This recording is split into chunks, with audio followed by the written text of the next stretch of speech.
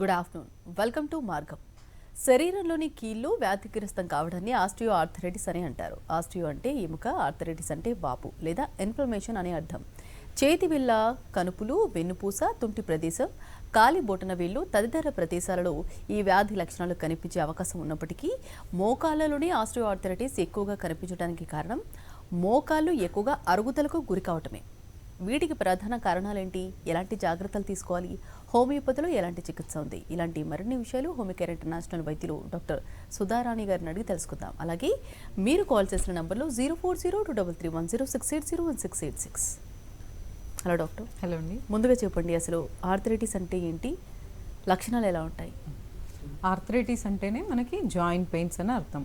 అయితే ఈ ఆర్థరైటిస్లో ఎన్నో రకాలు ఉన్నాయి, 100కి పైగా రకాలు అనేటివి ఉన్నాయన్నమాట. అందులో వెరీ కామన్గా చూసేటి ఆర్థరైటిస్లో రకాలు వచ్చేసి ఆస్టియో ఆర్థరైటిస్ అంటే అరుగుదల, అండ్ రుమటాయిడ్ ఆర్థరైటిస్ అంటే కీళ్ళ వాతం. అలాగే ఇంకా చాలా ఉన్నాయన్నమాట. సొరియాటిక్ ఆర్థరైటిస్ అనేది ఉంది, పోస్ట్ ఇన్ఫెక్టివ్ ఆర్థరైటిస్ అనేది ఉంది, గౌటీ ఆర్థరైటిస్ అనేది ఉంది, జువెనైల్ ఆర్థరైటిస్ అనేది ఉంది. సో ఇలా చెప్పుకుంటూ పోతే చాలా రకాల ఆర్థరైటిస్లు ఉంటాయి. కానీ కామన్గా వినేది మాత్రం మనకి osteo arthritis, rheumatoid arthritis, gouty arthritis అనమాట. సో ఒక్కొక్కటిగా మనం చూసుకుంటే ఆస్టియో ఆర్థరైటిస్ అంటేనే మోకాళ్ళని ఎక్కువ అంటాం, కానీ అరుగుదలకు సంబంధించిన వ్యాధినే ఆస్టియో ఆర్థరైటిస్ అంటాం. అయితే ఈ ఆస్టియో ఆర్థరైటిస్ అనేది ఎక్కువ పెద్ద జాయింట్స్లో వస్తుంటుంది అనమాట. అంటే ఎక్కువ వెయిట్ బేరింగ్ జాయింట్స్ అంటే మోకాళ్ళు, తొంటి, షోల్డర్స్, మెడ, నడుము, యాంకిల్స్, ఇట్లా ఆస్టియో ఆర్థరైటిస్ అనేది వస్తుందన్నమాట. అయితే ఈ ఆస్టియో ఆర్థరైటిస్ అనేది మనం రోజువారీ పనులకి డైలీ వేర్ అండ్ టేర్ అంటాం అనమాట. అంటే రోజు మనం చేసే పని ఒత్తిడి అనేది ఏ జాయింట్ మీద కొన్ని సంవత్సరాల కొద్దీ పడ్డట్లయితే ఆ జాయింట్లో కొన్ని మార్పులు వస్తాయి. అంటే జాయింట్ మధ్యలో సైనోవియల్ ఫ్లూయిడ్ అనే పదార్థం అనేది కొంచెం తగ్గడము, జాయింట్ల చుట్టూ ఉండే మెత్తటి పొరలు అనేటివి పల్చగా అయిపోయి ఎముక బయటికి తేలడము, దీనికి మళ్ళీ స్టేజెస్ ఉంటాయి అన్నమాట. సో ఇలా అరుగుదల అంటేనే ఈ జిగురు తగ్గిపోవడము, కార్టిలేజ్ అనే పొర పలచబడిపోవడము, ఎముకలు మెత్తబడము, ఎముక ఎక్కడైతే వీక్ ఉంటుందో జాయింట్ల మధ్యన అక్కడ స్పర్ అనేది ఫామ్ అవుతూ ఉంటుంది. అంటే ఎముక భాగమే కొన్ని కణాలు అనేటివి విడిపోయి ఒక స్పైక్ లాగా ఫామ్ అవుతూ ఉంటుంది అనమాట.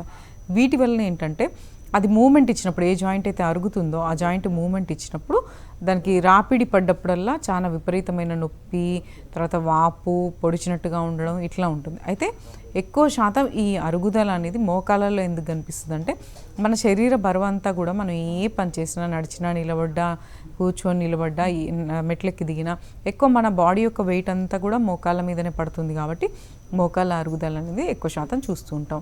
సో ఈ మోకాళ్ళ అరుగుదల ఉన్న వాళ్ళకి ఎలాంటి లక్షణాలు ఉంటాయంటే వీళ్ళు కూర్చొని లేసేటప్పుడు చాలా ఇబ్బందికరంగా ఉంటుంది. ఫస్ట్ మూమెంట్ అంటే కూర్చొని లేచి నడవాలంటే ఒక 10-15 అడుగులు విపరీతంగా పెయిన్ ఉంటుంది. మెట్లకి దిగేటప్పుడు చాలా బాధగా ఉంటుంది, పొడుస్తున్నట్టుగా ఉంటుంది. కొంతమందికి ముందు భాగంలో మోకాలు కింద కానీ, మోకాలకి సైడ్స్కి కానీ, మోకాలు వెనకాల కానీ బాగా విపరీతమైన షూటింగ్ పెయిన్ అనేది ఉంటుందన్నమాట. సో ఇది కూర్చున్నప్పుడు కొంచెం రిలీఫ్ ఉంటుంది. కొంతమందికి ఏంటంటే డే అంతా పనిచేసి నైట్ పడుకునేటప్పుడు ఆ పెయిన్ అనేది చాలా విపరీతంగా ఉంటుందన్నమాట.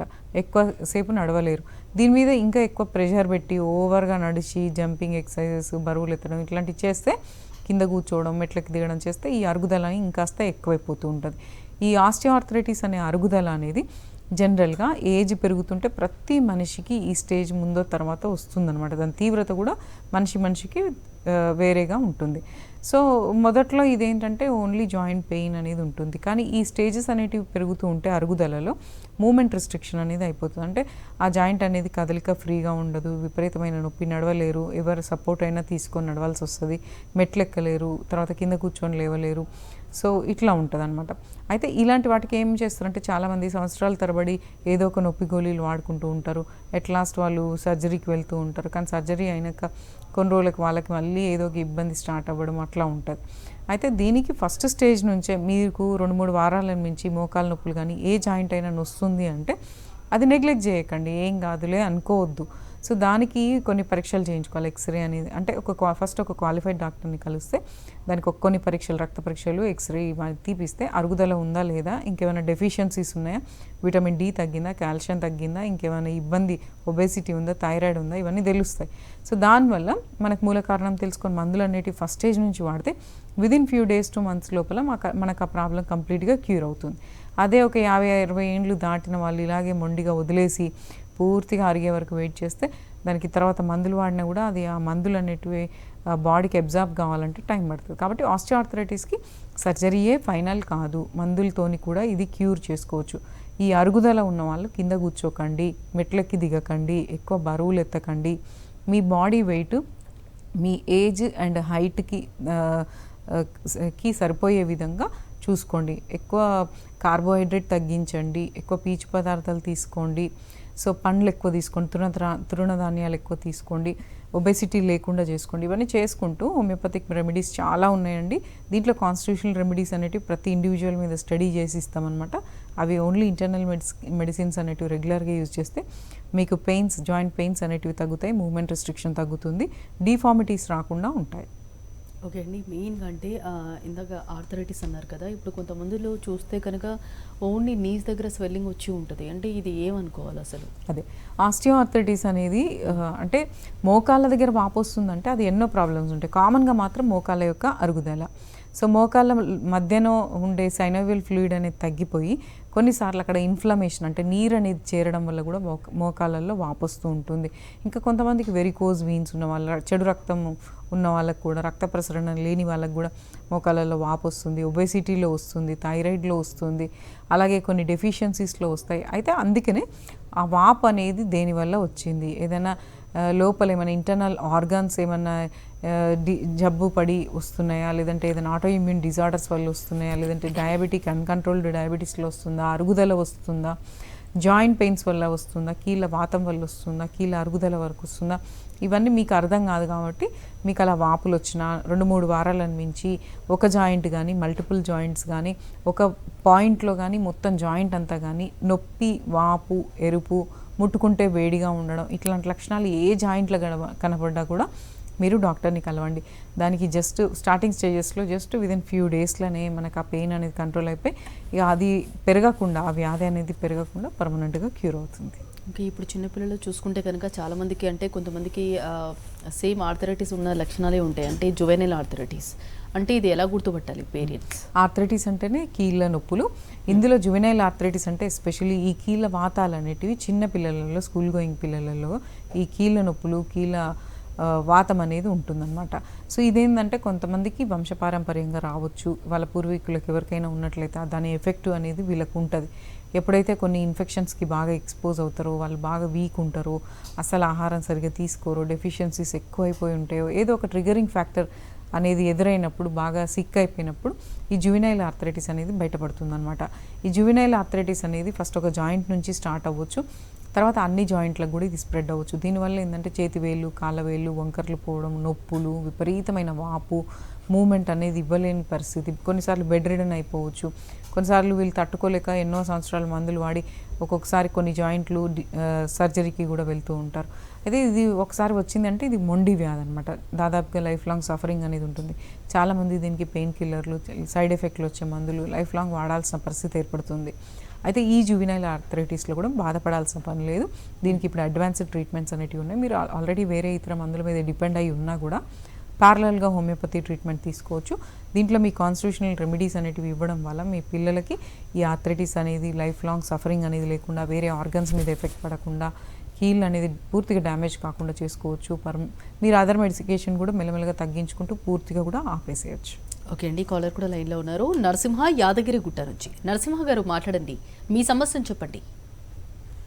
మొక్కలు కాంచెల్లి కిందికి పోస్తుంది, చెప్పండి. నరం వాచింది, జర కీళ్ళ దాకా పోతుంది మొక్కలు కాంచెల్లి. ఓకే, ఎప్పటి నుంచి? ఇంకా 1 month అవుతుంది. ఏజ్ ఎంత? ఏజ్ 50 ఉంటుంది మేడం. ఓకే, ఇది ఒక్కటేనా ప్రాబ్లం, ఇంకేమైనా ఉన్నాయా? ఏం లేదు మేడం. ఇక సరే సార్, 50 years దాటిన వాళ్ళకి నొప్పులు అనేటివి కొంచెం వినండి నేను చెప్పేటప్పుడు. ఈ 50 ఇయర్స్ దాటిన ప్రతి ఒక్క మనిషిలో ఏదో టైంలో వాళ్ళు చేసే పనులను బట్టి, అంటే మనం ఎక్కువ ఓవర్గా శరీరం మీద ఒత్తిడి పడ్డప్పుడు ఏ జాయింట్ల మీద ఒత్తిడి పడుతుందో, ఏ కీళ్ళ మీద ఒత్తిడి పడుతుందో అవి కొంచెం నొచ్చినట్టు అవుతాయి అన్నమాట. అయితే కొంతమందికి ఏంటంటే ఆర్థ్రాలజియా అంటే ఏ జబ్బు లేకుండా ఓన్లీ నొప్పులు వస్తూ ఉంటాయి, కండరాల నొప్పులు, కీళ్ళ నొప్పులు అట్లా వస్తూ ఉంటాయి. మళ్ళీ కొంచెం రెస్ట్ తీసుకొని మందులు వాడుకుంటే అవి తగ్గిపోతాయి. కొంతమందిలో ఏంటంటే ఈ 50 ఏండ్లు దాటిన వాళ్ళలో అరుగుదల అనేది స్టార్ట్ అవుతుంది. ఇది ఎక్కువ కాళ్ళకే అరుగుదల అనేది స్టార్ట్ అవుతుంది. ఎందుకంటే మన బాడీ బరువు అంతా కాళ్ళ మీదనే పడుతుంది కాబట్టి. సో కూర్చొని లేసినప్పుడు, మెట్లెక్కి దిగినప్పుడు నొస్తుంటుంది. నరం లాగడం అనేది ఏంటంటే ఈ ఏజ్ పెరుగుతున్న కొద్దీ ఇంకా కొన్ని విటమిన్లు తక్కువైపోవడం వల్ల, మీరు చేసే పనుల వల్ల, అంటే ఎక్కువ బరువు ఎత్తడం, వంగి లేవడం, నడవడం, జర్నీలు చేయడం, లేదంటే దెబ్బలు తాకడం ఇంతకుముందు, వీటి వల్ల ఏమవుతుంది, పెరుగుదల తొడ, పిక్కలు, అరిపాదం వేళ్ళ వరకు కూడా నరం లాగొచ్చు, లేదంటే ఓన్లీ పిక్కల వెనకాల కూడా నరం లాగొచ్చు అనమాట. సో దానికి కూడా కొన్ని ఎక్సర్సైజులు చేసుకుంటూ మందులు వాడుకుంటే ఇది కంప్లీట్గా క్యూర్ అవుతుంది. మళ్ళీ రిపీట్ కాకుండా కూడా ఉంటుంది. అయితే ఈ పరిస్థితులలో బరువులు ఎత్తొద్దు, కింద కూర్చోవద్దు. కొన్ని బరువు బాడీ వెయిట్ కూడా ఎక్కువ కాకుండా చూసుకోండి. వీలైతే ఒకసారి కలవండి, జస్ట్ కొన్ని రోజులు మందులు వాడుకుంటే ఈ ప్రాబ్లం తగ్గుతుంది. సో మెయిన్గా చూస్తే కనుక అంటే ఆర్థరైటిస్ గురించి చెప్పారు. మరి ఇన్వెస్టిగేషన్స్ ఒక్కొక్క దానికి ఒకలా ఉంటాయా? ఏమైనా సిమ్టమ్స్ని బట్టి చేంజెస్ ఉంటాయా? ఆర్థరైటిస్ అంటే జాయింట్ పెయిన్స్, ఇంతసేపు మనం ఆస్టియో ఆర్థరైటిస్ అంటే అరుగుదల గురించి మాట్లాడుకున్నాము. అలాగే ఇంకా రిపోర్ట్లు చూసుకుంటే మనకి ప్రతి ఆర్థరైటిస్ అంటే ఎందుకు ఈ జాయింట్ పెయిన్ వచ్చిందనేది ఖచ్చితంగా కనుక్కోవాలన్నమాట. ఏదైనా నొప్పి ఒక జాయింట్, మల్టిపుల్ జాయింట్స్ కానీ మీకు 3 వారాలను మించి ఉందంటే కంపల్సరీ టెస్టులు చేయించుకోవాలి. ఎందుకంటే ఇది అరుగుదల ఉండొచ్చు, కీళ్ళ వాతం ఉండొచ్చు, లేదంటే ఏదైనా విపరీతమైన జబ్బు ఉండొచ్చు, ఎస్ఎల్ఈ లాంటివి ఉండొచ్చు, అంటే ఆటోఇమ్యూన్ డిజార్డర్స్ ఉండొచ్చు, ఇంకా అసోసియేటెడ్ వేరే పెద్ద ఏమైనా జబ్బులు కూడా అండర్లయింగ్ ఉండొచ్చు అనమాట. సో ఆస్టియో ఆర్థరైటిస్ అంటే కీళ్ళ అరుగుదలకు మాత్రం టెస్టులు, పరీక్షలు వచ్చేసి బేసికల్గా ఎక్స్రేలు తీయించుకోవాలి. ఏ జాయింట్ అయితే అరిగినట్టు అనిపిస్తుందో ఆ జాయింట్కి ఎక్స్రే అనేది తీయించుకోవాలి. తర్వాత దీంతోపాటు కొన్ని రక్త పరీక్షలు అంటే కంప్లీట్ బ్లడ్ పిక్చర్ అనేది, తర్వాత ఈఎస్ఆర్ అనేది, సిఆర్పి అనేది ఇవి కొంచెం చేయించుకోవాలి. ఇంకా విటమిన్ డెఫిషియన్సీస్ ఏమైనా ఉన్నాయో తెలుసుకోవడానికి serum calcium, serum vitamin D అనేటివి చేయించుకోవాలి. అలాగే బోన్ డెన్సిటీ అనేది చేయించుకోవాలి. అలాగే కీళ్ళ వాతం అంటే చిన్న జాయింట్లకు ఎఫెక్ట్ అయ్యి చేతి వేళ్ళు వాపులు వచ్చేసి ఫీవర్ వస్తూ ఫస్ట్ మూమెంట్ ఇబ్బంది ఉన్న వాళ్ళకి రుమటైడ్ ఆర్థరైటిస్లో మాత్రం సి రియాక్టివ్ ప్రోటీన్, తర్వాత ఆర్ఏ ఫ్యాక్టరు, యాంటీ సిసిపి ఇలాంటివన్నీ కూడా చేయించుకోవాలన్నమాట. ఇంకా యాంటీ న్యూక్లియర్ యాంటీబాడీస్ అనే టెస్ట్ కూడా చేయించుకోవాలి. దానివల్ల మనకు ఓన్లీ రుమటైడ్ ఒకటే ఉందా, ఇంకా దాంతోపాటు ఎస్ఎల్ఈ లాంటివి ఏమైనా ఎఫెక్ట్ అవుతున్నాయా అది తెలుస్తుంది. అలాగే ఈ అరుగుదలకు సంబంధించి వెన్నుపూస అరుగుదల ఉన్న వాళ్ళకి మాత్రం నెక్ ఎక్స్రే, బ్యాక్ ఎక్స్రే అంటే స్పైనల్ ఎక్స్రే, ఎంఆర్ఐ వీటికి వెళ్ళొచ్చు అనమాట.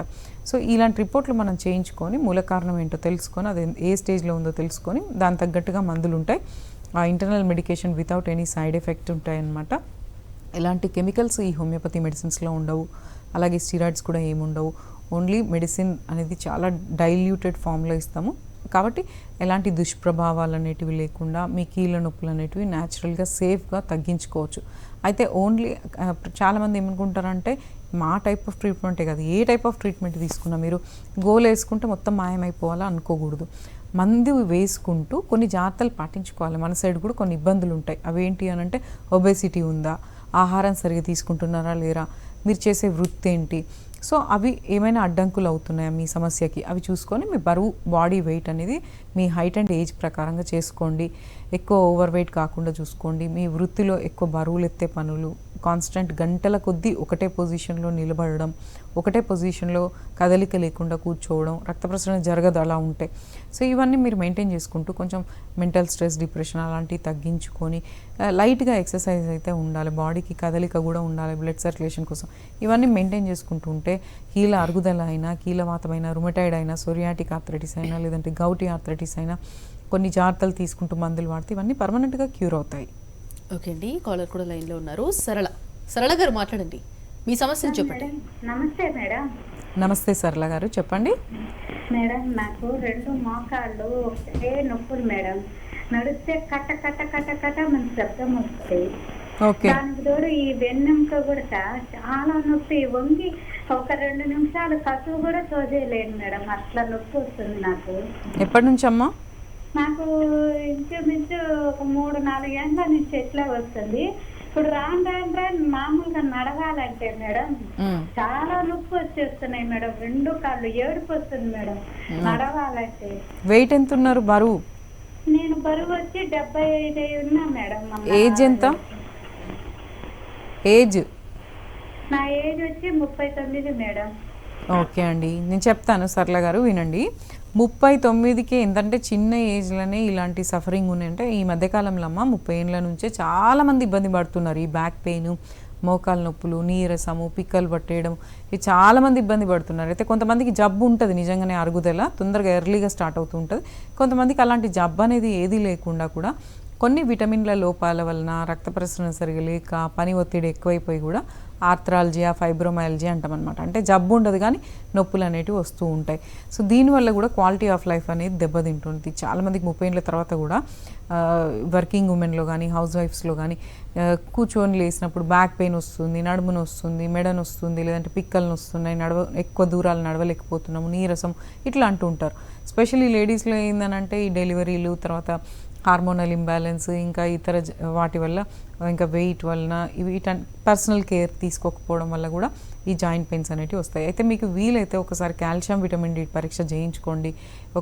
మీకు నడుమును వస్తుంది అండ్ మోకాలను వస్తున్నాయి కాబట్టి ఒకటి ఎక్స్రే రిపోర్ట్ చేయించుకొని, ఒకవేళ తీయించుకోకపోయినా ఒకసారి మీరు వచ్చి మా హోమియో కేర్ బ్రాంచెస్లో ఎక్కడైనా ఫస్ట్ కలవండి. ఫస్ట్ మీకు ఫ్రీ కన్సల్టేషనే ఉంటుంది. డాక్టర్ని వెళ్ళి కలిస్తే వాళ్ళు మీకు ఫిజికల్ ఎగ్జామినేషన్ చేస్తారు. అంటే నిజంగా జాయింట్లు ఏమైనా ఇబ్బంది ఉందా, ఇబ్బంది స్టార్ట్ అయిందండి మీరు చెప్పే లక్షణాలను బట్టి. ఎందుకంటే టక్క టక్క సౌండ్ వస్తుంది అంటున్నారు కదా, ఆ నడిచినప్పుడు సౌండ్స్ వస్తున్నాయి అంటే దాన్ని క్రెపిటస్ అంటారనమాట. అంటే మోకాళ్ళ మధ్యన ఉండే జిగురు అనేటివి తగ్గి లోపల గ్యాప్స్ అనేటివి ఏర్పడ్డప్పుడు, సో ఆ మూమెంట్ ఇచ్చినప్పుడు అవి టక్క టక్క సౌండ్స్ వస్తూ ఉంటాయి. దాన్ని క్రెపిటస్ అంటారు.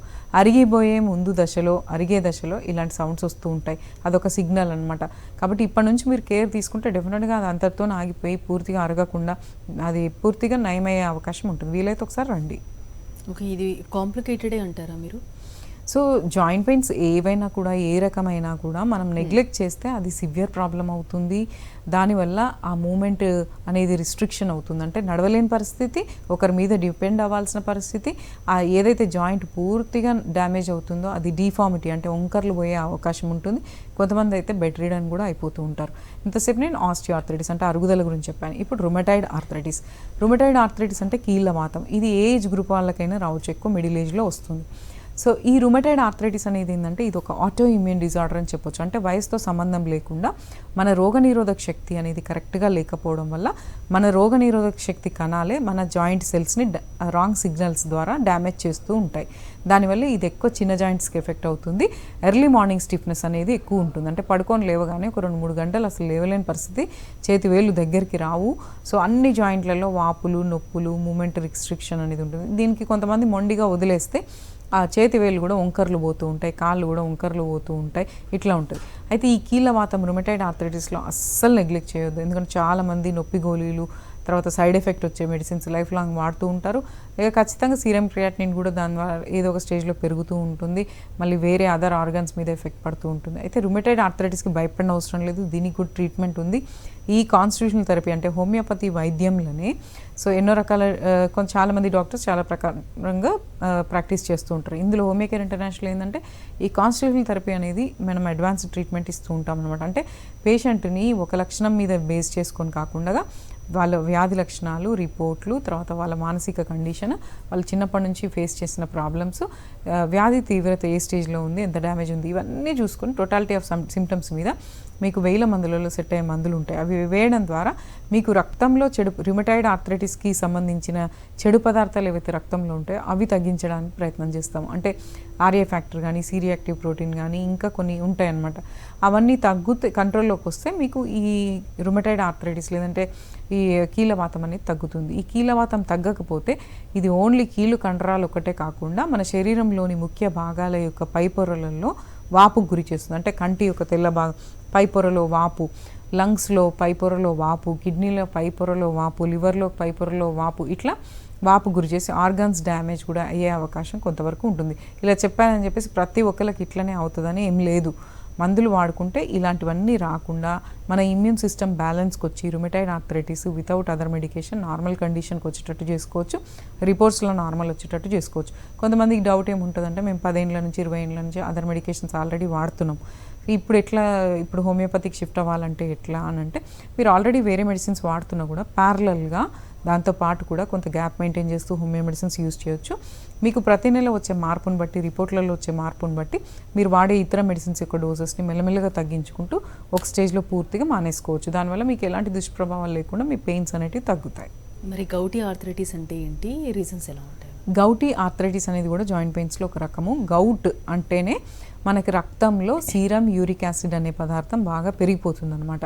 దీనికి ముఖ్య కారణం వచ్చేసి మన డైట్, మెటబాలిక్ డిజార్డర్ అని కూడా చెప్పుకోవచ్చు. అంటే మన డైట్లో ఎక్కువ హై ప్రోటీన్ ప్యూరిన్ ఫుడ్ తీసుకోవడం వల్ల, అంటే ఎక్కువ మాంసాహారము లేదంటే ఎక్కువ పాల ఉత్పత్తులు, హై ప్రోటీన్ ఏదైనా కూడా గట్టిపప్పు కానీ, ఎక్కువ ఆల్కహాల్ తీసుకోవడము, ఆల్కహాలిక్ బెవరేజెస్ ఏవి తీసుకున్నా, తర్వాత మాంసాహారం ఎక్కువ తీసుకున్న, ఆర్గాన్ మీట్ ఎక్కువ తీసుకున్న, గట్టిపప్పు లాంటివి తీసుకున్న, పనీర్ లాంటివి తీసుకున్న, సో ఏ హై ప్రోటీన్ డైట్ తీసుకున్నా కూడా వీళ్ళకి సీరం యూరిక్ యాసిడ్ అనేది రక్తంలో ఎక్కువైపోతుంది. దీనివల్ల ఏమవుతుందంటే ఈ యూరిక్ యాసిడ్ అనేది కిడ్నీల ద్వారా బయటికి వెళ్ళిపోవడం, కిడ్నీలలో చేరడం, దానివల్ల కిడ్నీ స్టోన్స్ రావచ్చు.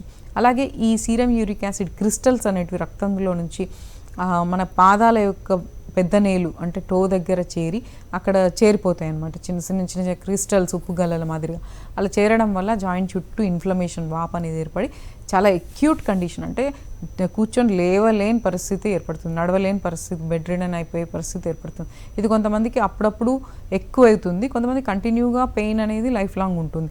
అయితే దీనికి కొంచెం మీరు పండ్లు ఎక్కువ తినండి, వెజిటబుల్స్, బాయిల్డ్ వెజిటబుల్స్ ఇట్లా తీసుకోండి, హై ప్రోటీన్ డైట్ అవాయిడ్ చేయండి, ఆల్కహాల్ కంప్లీట్గా కొంచెం తగ్గించుకోండి.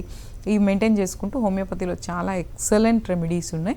ఈ రెమెడీస్ తోటి మీకు ఈ మెటబాలిజం అనేది కరెక్ట్ అయ్యి సీరం యూరిక్ యాసిడ్ లెవెల్స్ అనేటివి రక్తంలో తగ్గి మీకు gout and gouty arthritis and ఈ యూరిక్ యాసిడ్ స్టోన్స్ ఇలాంటి ప్రాబ్లమ్స్ ఏ ఉన్నా కూడా న్యాచురల్గా మందులతోని పర్మనెంట్గా క్యూర్ అవుతాయి. ఓకే అండి, మెయిన్గా అంటే మరి పాలీ ఆర్థరైటిస్ అంటే ఏంటి, అంటే వీటన్నిటితో కలుపుకొని వీటికి కూడా రీజన్స్ ఎలా ఉంటాయి? పాలీ ఆర్థరైటిస్ అంటే జాయింట్ పెయిన్సే మల్టిపుల్గా ఉండడం అంట. పాలీ అంటే మెనీ, ఆర్థరైటిస్ అంటే ఒక జాయింట్ 2-3 జాయింట్ల కన్నా ఎక్కువగా ఈ పెయిన్స్ అనేటివి ఉన్నట్లయితే మళ్ళీ కారణం దానికి ఏమైనా ఉండొచ్చు. అది కీళ్ళవాతమా, లేదంటే సెలియా, లేదంటే ఆర్థరాలజియానా, అదే ఇంకేదైనా అండర్లయింగ్ ఇంకేదైనా ఉండొచ్చు అనమాట. కాల్షియం డెఫిషియన్సీయా, విటమిన్ డి డెఫిషియన్సీయా, ఇంకేమైనా బాగా వీక్ ఉండడమా, ఇంతకుముందు ఏదైనా జబ్బులు రావడమా, సో ఇట్లా అనేక కారణాల వల్ల మల్టిపుల్ జాయింట్స్ ఎఫెక్ట్ అయిన వాళ్ళకి పాలిఆర్థరైటిస్ అంటాం అనమాట. ఫర్దర్ మనం ఎవాల్యుయేషన్కి వెళ్తే, డయాగ్నోస్టిక్ టెస్ట్లకు వెళ్తే అది ఇంకా మనకి క్లారిటీ వస్తుంది. సో ఇది పాలిఆర్థరైటిస్కి అయినా, రుమటాయిడ్ అయినా, ఆస్టియోఆర్థరైటిస్ అయినా, గౌటీ అయినా, కొంతమందికి కొన్ని వైరల్ ఇన్ఫెక్షన్స్ తర్వాత వచ్చే జాయింట్ పెయిన్స్ ఉంటాయి. అవి వాటికైతే విదిన్ ఫ్యూ డేస్లోనే, మనకి ఫ్యూ డేస్లోనే మొత్తం పర్మనెంట్గా పోతుందన్నమాట. సో ఇట్లా ఏ రకమైన ఆర్థరైటిస్ అయినా ఏ స్టేజ్లో ఉన్నా దానికి తగ్గట్టు మెడిసిన్స్ ఉన్నాయి. ఈ మెడిసిన్స్లో పథ్యము, సైడ్ ఎఫెక్ట్ అనేది లేకుండా కొన్నాళ్ళ పాటు మేము చెప్పిన ప్రకారంగా ఆ కోర్స్ అనేది యూజ్ చేస్తే ఇవన్నీ కూడా నార్మల్గా తగ్గుతాయి, సైడ్ ఎఫెక్ట్లు రాకుండా తగ్గుతాయి, పర్మనెంట్గా కూడా క్యూర్ అవుతాయి. మరి సోరియాటిక్ ఆర్థరైటిస్ అంటే ఏంటి, వీటి లక్షణాలు ఎలా ఉంటాయి? సోరియాటిక్ ఆర్థరైటిస్ అనేది కూడా జాయింట్ పెయిన్స్కి సంబంధించిన సమస్య. యాక్చువల్గా సోరియాసిస్ అనేది స్కిన్ ప్రాబ్లం, అంటే మన స్కిన్ అవుటర్ లేయర్ అనేది ఎక్కువ పెరిగిపోతూ ఉంటుంది అనమాట. ఎపిడర్మల్ హైపర్ప్లేషియా అంటాం. సోరియాసిస్ అంటేనే చర్మ సమస్య, అది చేప పొలుసుల్లాగా ఊడిపోతూ ఉంటుంది. ఇందులో 5 రకాలు ఉంటాయి. ఇది inverse psoriasis, గట్టేట్ psoriasis, plaque psoriasis, తర్వాత ఇన్వర్స్ సోరియాసిస్, తర్వాత పస్ట్యులార్ సోరియాసిస్, ఇట్లా ఎరిథ్రోడర్మిక్ సోరియాసిస్, ఇందులో రకాలు అనేటివి ఉంటాయి. అయితే ఏ సోరియాసిస్ అయినా, సోరియాసిస్ ఉన్న వాళ్ళకి అందరికీ ఈ ప్రాబ్లం రాకపోవచ్చు. సోరియాసిస్ ఉన్న వాళ్ళలో ఒక 30% ఈ సోరియాటిక్ ఆర్థరైటిస్ అనేది రావచ్చు అనమాట. అంటే ఈ చర్మాన్ని ఎలా ఇన్ఫ్లేమ్ చేస్తుందో, వాపుకు గురి చేస్తుందో, అలాగే ఇమ్యూన్ సిస్టమ్ బాగా దెబ్బతినడం వల్ల జాయింట్ల చుట్టూ కూడా ఇన్ఫ్లమేషన్ అనేది ఏర్పడి ఇది లైఫ్ లాంగ్ జాయింట్ పెయిన్స్ అనేటివి ఏర్పడుతుంటాయి. ఇది కూడా ఒక జాయింట్ ఉండొచ్చు, మల్టిపుల్ జాయింట్స్ ఉండొచ్చు. ఈ సోరియాటిక్ ఆర్థరైటిస్కి కూడా మనం హోమియోపతిక్ కాన్స్టిట్యూషనల్ ట్రీట్మెంట్ యూజ్ చేయడం వల్ల మీకు వేరే ఇంకా ఇతర సైడ్ ఎఫెక్ట్స్ వచ్చే మందులు వాడనవసరం లేకుండా కూడా మందులతోనే ఇది కంప్లీట్గా క్యూర్ అవుతుంది. ఓకే అండి, మెయిన్గా ఈ ఆర్థరైటిస్ ఇవన్నీ రాకుండా ఉండాలంటే లైఫ్ స్టైల్ మోడిఫికేషన్ ఎలా చేసుకోవాలంటారు? అంటే ఆర్థరైటిస్ వచ్చినాక మనం ట్రీట్మెంట్స్ తీసుకుంటాం. అయితే ఆల్రెడీ మన పేరెంట్స్కి కానీ మన బ్లడ్ రిలేషన్స్లో ఇలాంటి కీళ్ళవాతాలు అరుగుదల ఉన్నట్లయితే మన ప్రతి మనిషికి కొన్ని జాగ్రత్తలు ఉంటాయి. అవి ఏంటి అని అంటే ఓవర్ వెయిట్ కావద్దు, ఓవర్ స్ట్రెయిన్ కావద్దు, తర్వాత మానసిక ఒత్తిడులు ఎక్కువ పెట్టుకోవద్దు. మన వృత్తిని బట్టి మనం ఎక్కువసేపు కూర్చునే జాబా నిలబడే జాబా అవి చూసుకోవాలి. సో ఒక 2-3 గంటలకు ఒకసారైనా బాడీకి లైట్ మూమెంట్ అనేది ఇవ్వాలి. మనం తీసుకునే ఆహారపు జాగ్రత్తలు తీసుకోవాలి. So calcium deficiency, vitamin D deficiency లేకుండా చూసుకోవాలి. ఎండలో ఒక 20 నిమిషాలన్నా లేత ఎండలో ఎర్లీ మార్నింగ్ కానీ ఈవినింగ్ కానీ ఉండేటట్టు చూసుకోవాలి. లేదు అని అంటే మన డైట్లో బ్యాలెన్స్డ్ డైట్ ఉండేటట్టు చూసుకోవాలి. ప్రతిసారి చెప్పే విషయమే కానీ పాటించుకోవాలన్నమాట.